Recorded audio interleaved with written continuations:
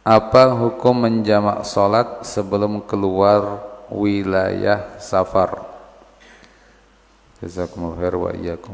Assalamualaikum warahmatullahi wabarakatuh. Menjamak sholat sebelum keluar wilayah safar. Untuk jamak sholat ada beberapa sebab yang membolehkan untuk dijamak selain safar, ya. Selain safar, di antaranya karena hujan. Misalnya kita sholat di masjid ini hujan, sehingga kita lakukan jamak karena hujan, zuhur, asar, atau maghrib, isya, itu boleh, ya. Kemudian di antara hal yang juga menyebabkan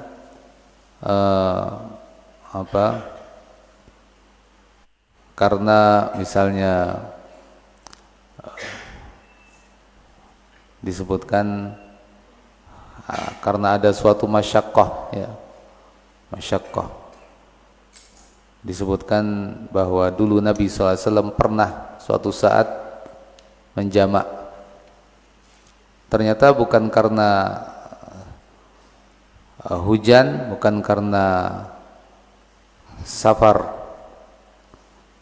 Kemudian Ibnu Abbas radhiyallahu an mencontoh, dan beliau ketika ditanya kenapa atau apa sebabnya, kata beliau, yuridu alla yuhrija ummatahu.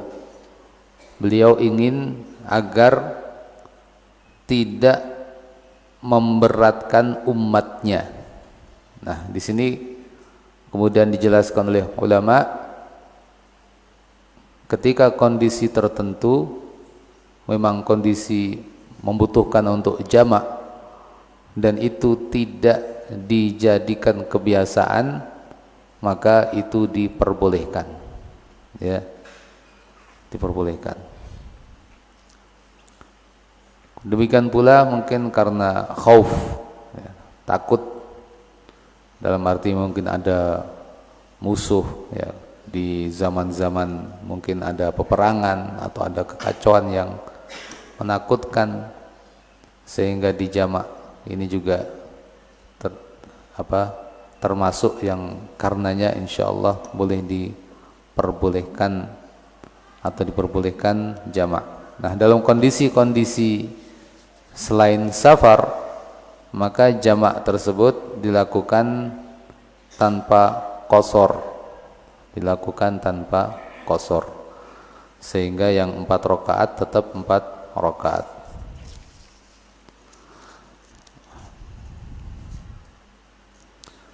Mungkin juga di sini dari pertanyaan yang dimaksudkan wallahu alam, artinya kita belum safar, mau safar, lalu kita jamak, mungkin itu juga. Nah, ini kalau kita di daerah kita, ya, kita masih di rumah kita, di desa kita, mau safar, sebelum safar kita jamak dulu. Nah, ini pada dasarnya jangan, karena kita belum safar, ya. Kalau kita sudah keluar wilayah desa kita, tajammu' al-buyut, kumpulan rumah-rumah di desa kita mulai keluar darinya menuju tempat yang jauh.